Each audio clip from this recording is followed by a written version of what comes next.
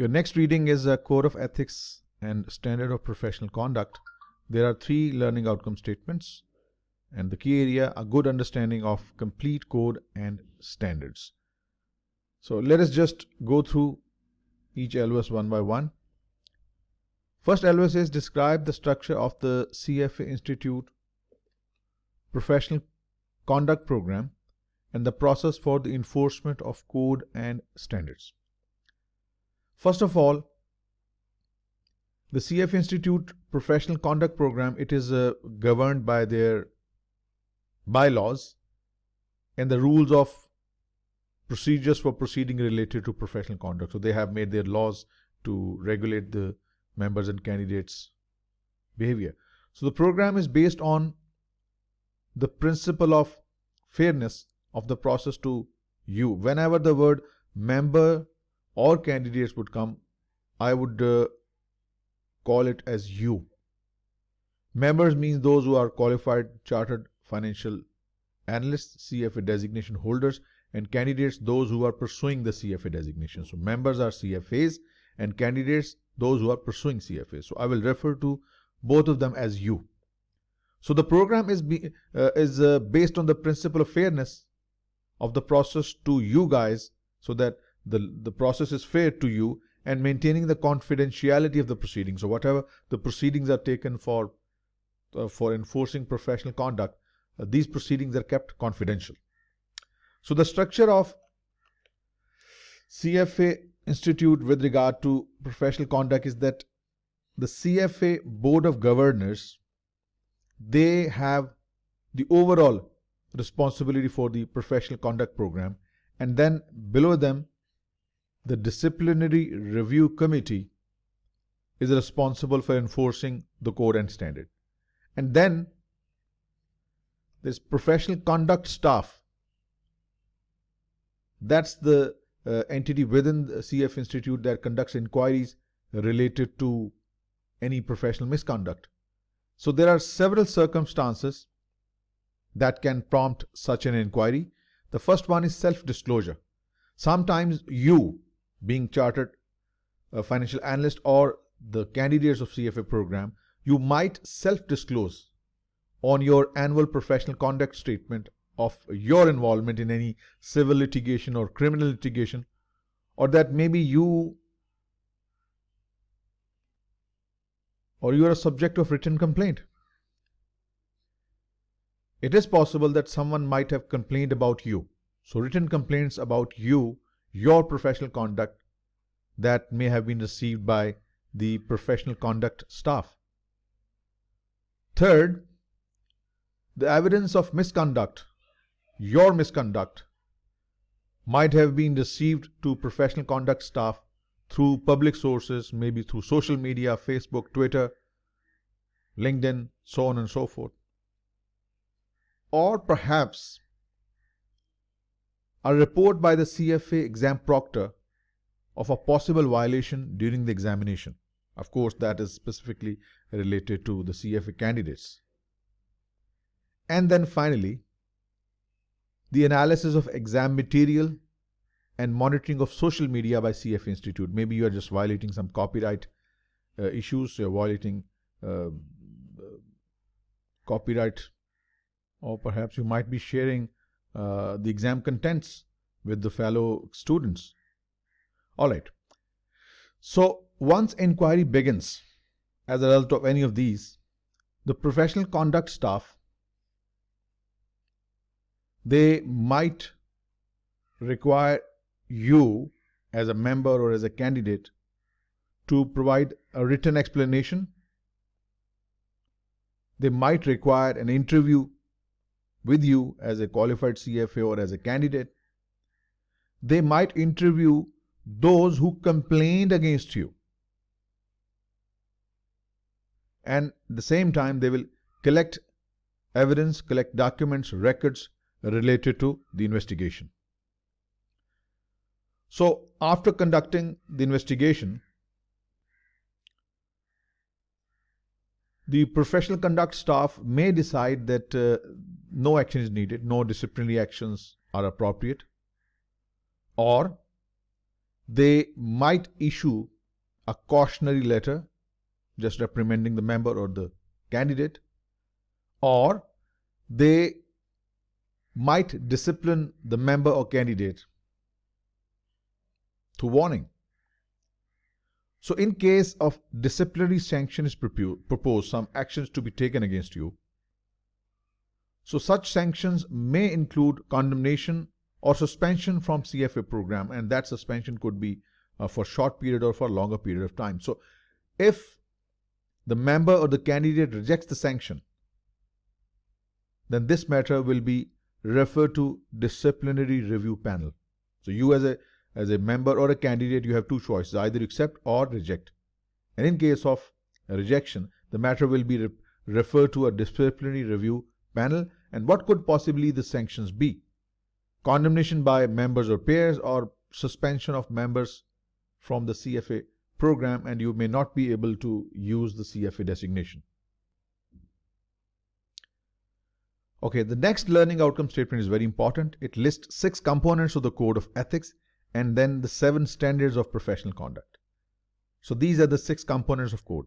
So member and students, you of the CFA Institute, you must act with integrity. You must act with competence.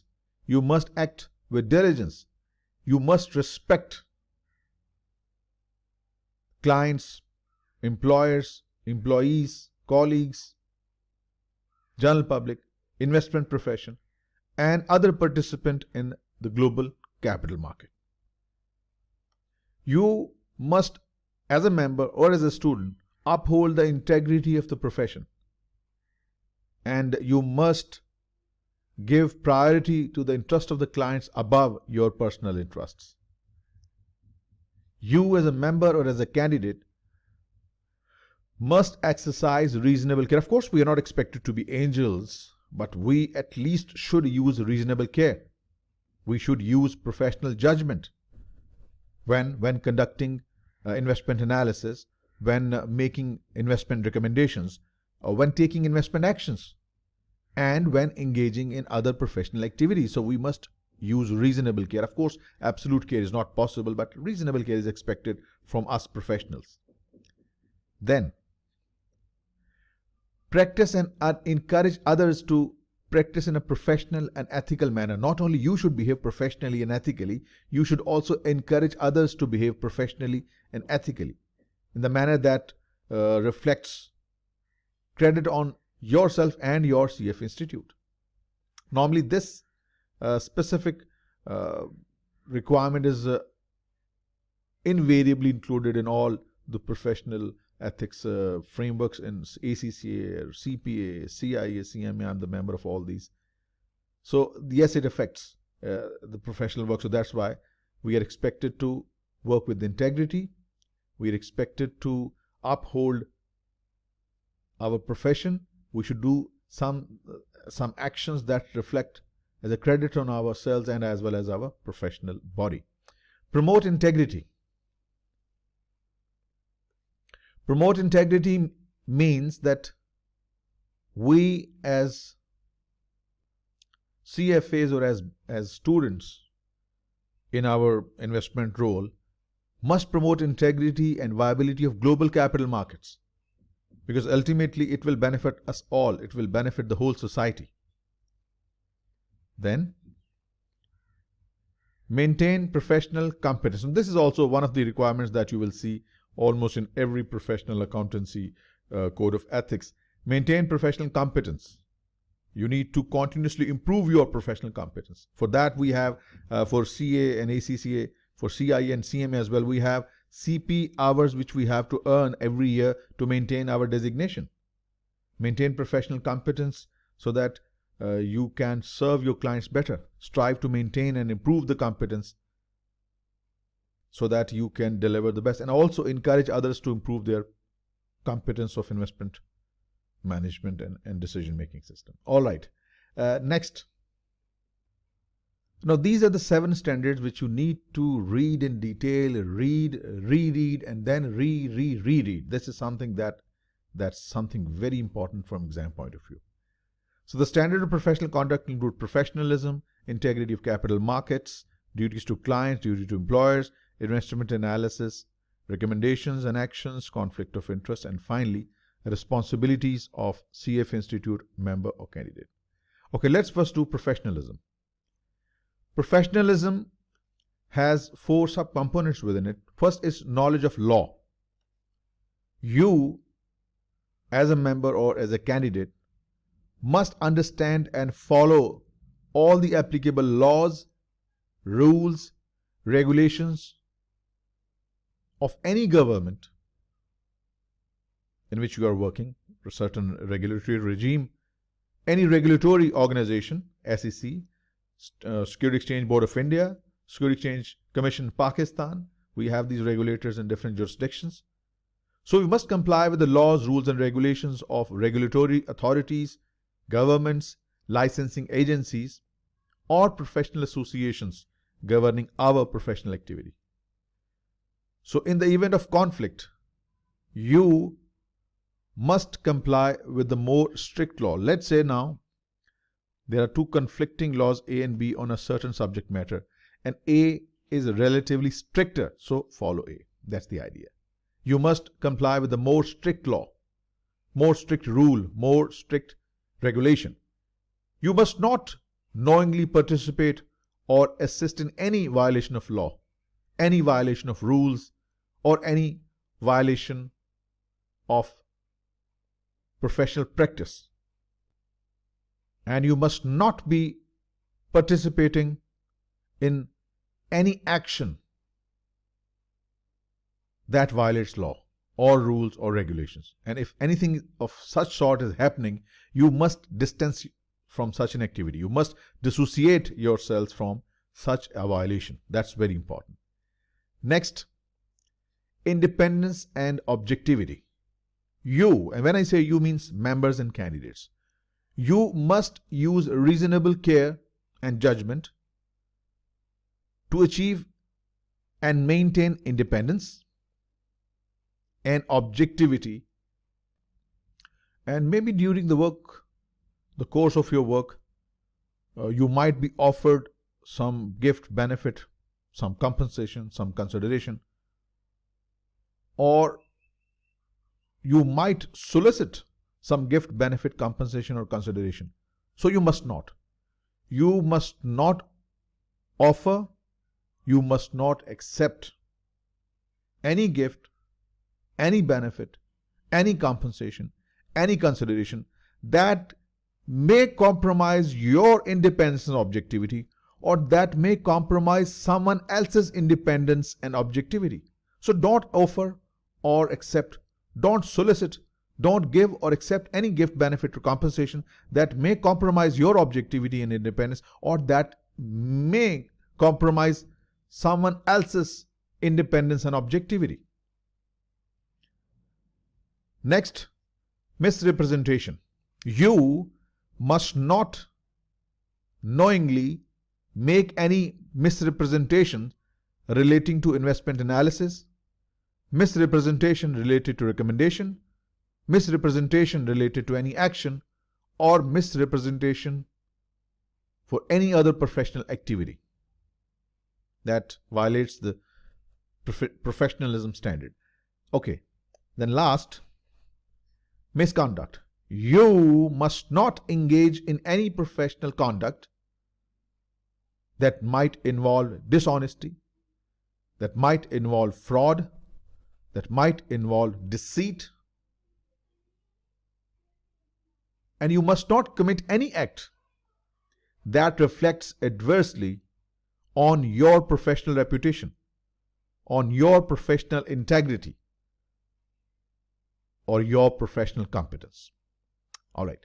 Next, second standard is integrity of capital markets.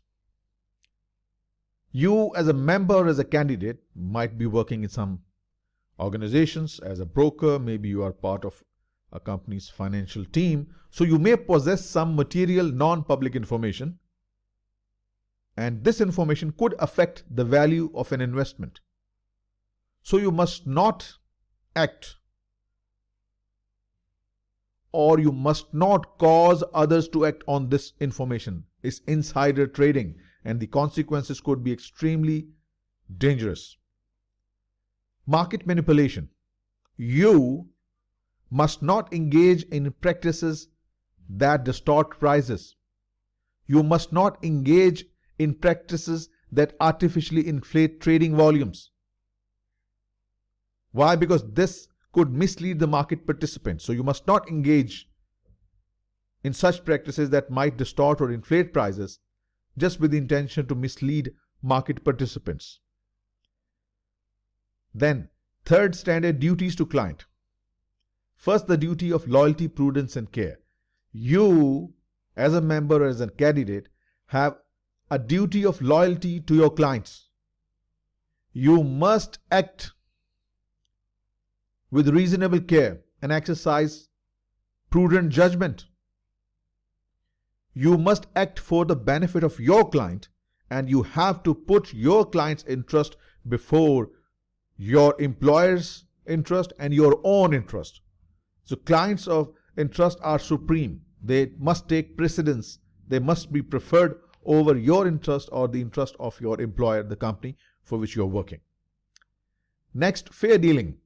You must deal fairly and objectively with all clients when providing investment analysis or when making investment recommendations or when taking investment actions or otherwise engaging in any other professional activities. Fair dealing is expected from you. Then, duties to client, suitability. When you are acting in an advisory capacity, consultancy, you must make reasonable inquiry into client's prospective experience or prospective client's experience. Your client, whether he is experienced or not, or a new client, the prospective client, whether he's experienced or not in investment management. Does he know about the risk and return? What are his risk and return objectives? What are his or her financial constraints?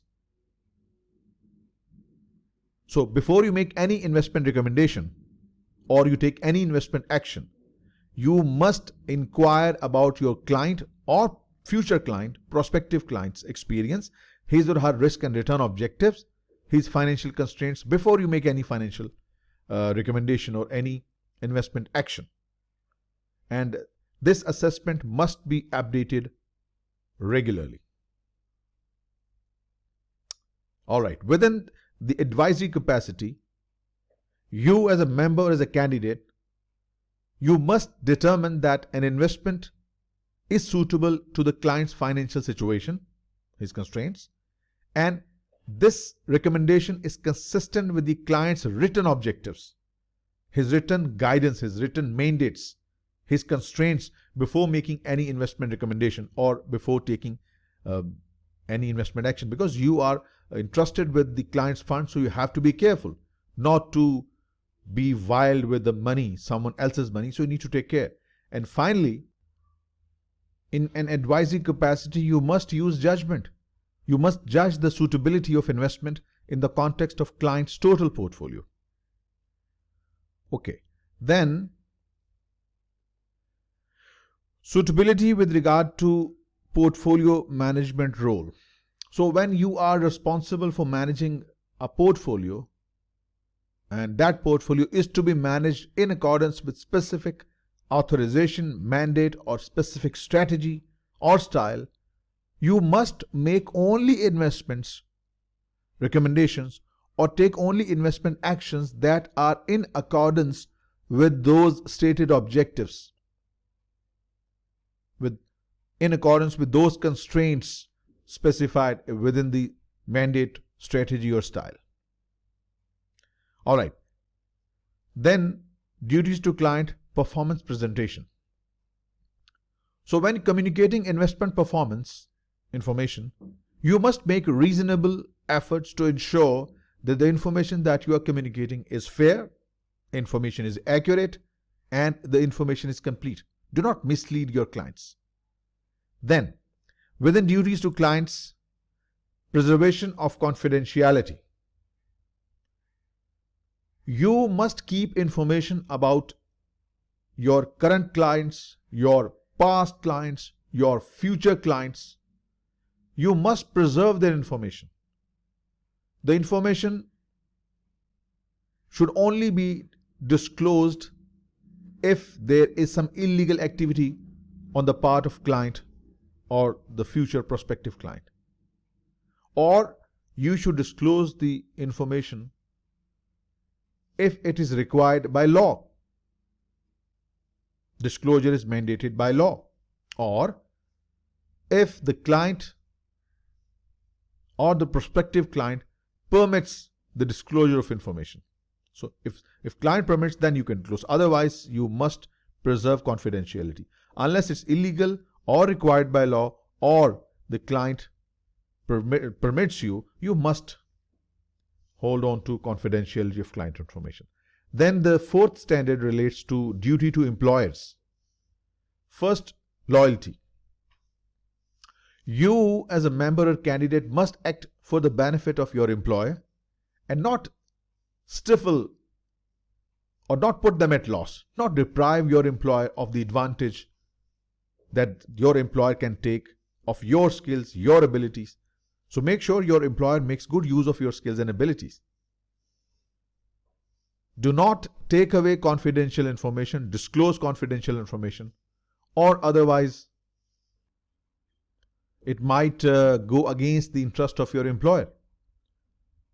So you may accept gifts, you may accept benefits, compensations when your employers give you a written consent. When you obtain a written consent from your employer and from those parties who are giving you the benefit. So this is an important point. You must not accept any gift, benefit or compensation unless you obtain a written consent from all parties involved. And what all parties? Your employer and of course the party that is giving you the gift. Then third, responsibilities of a supervisor. If you are working in a supervisory capacity, you must make reasonable efforts to ensure that anyone working under you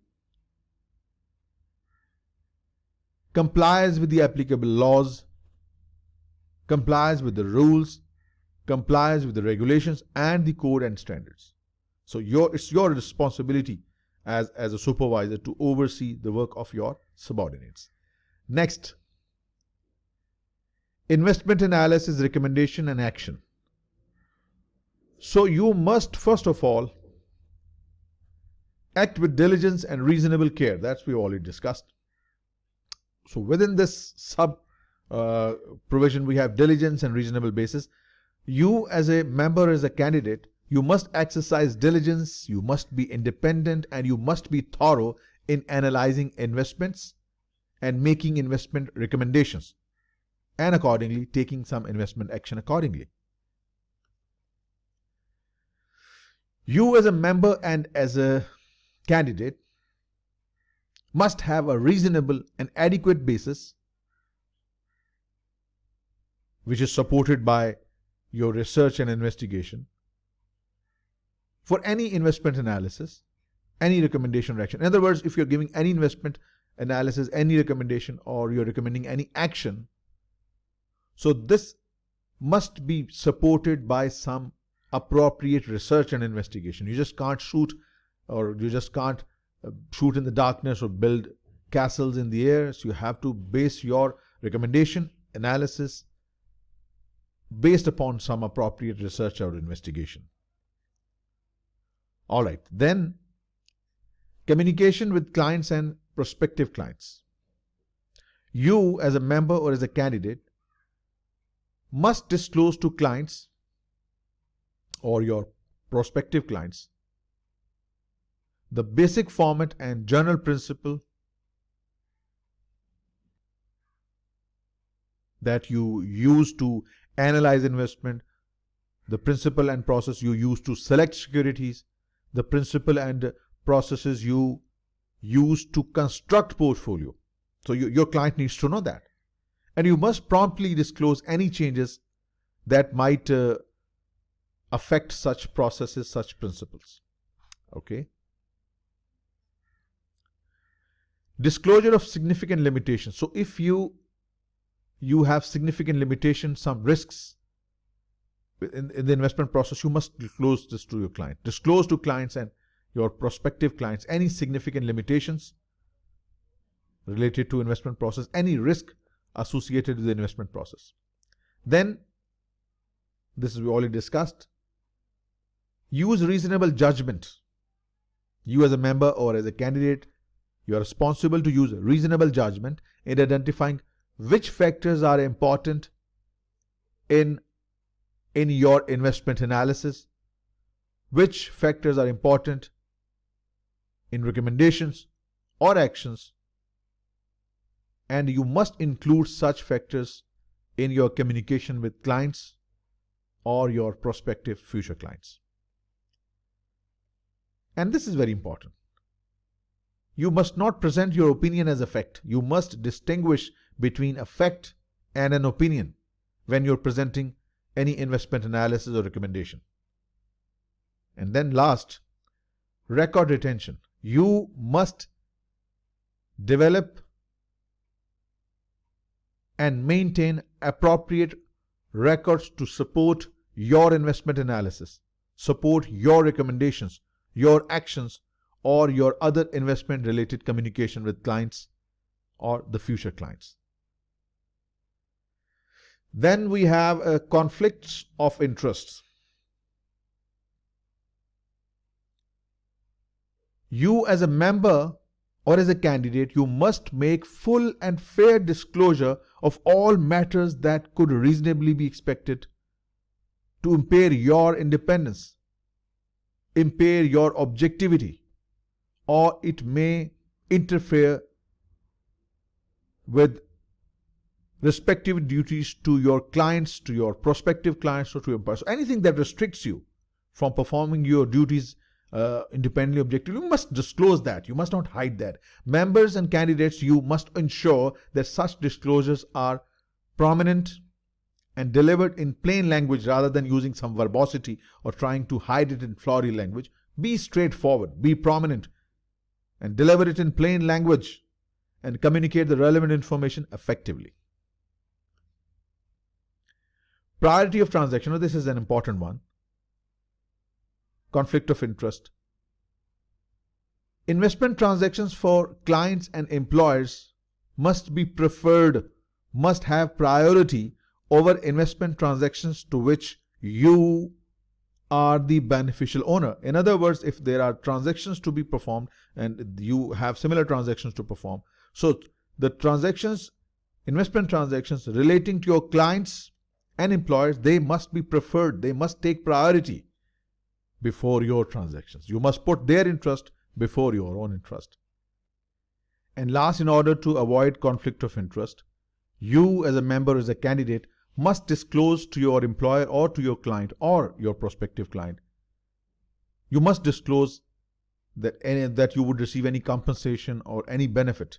So if you receive any benefit or consideration, you must disclose such a benefit or such a compensation to your employer, clients, or prospective clients, so as to avoid conflict of interest. Last, responsibilities as a CFA Institute member or a candidate. First, being a member and a candidate, you must not involve yourself in any conduct that might compromise the reputation of CFA Institute or your designation or integrity and validity of the CFA Institute programs. And you as a member or as an or as a student, you must not exaggerate or misrepresent the meaning of CFA designation or holding of CFA designation or candidacy in the CFA program. So you must not exaggerate or you must not misrepresent. If you're not a CFA, you can't use CFA designation. Or if you're a CFA student, you can't exaggerate your candidacy in the CFA program to make investment decisions. So that completes your reading Code of Ethics and Standard of Professional Conduct. Reread reread and reread. Continuous reading would help. The next reading will have these 7 standards in much more detail, and that is in fact the most important one in your ethics.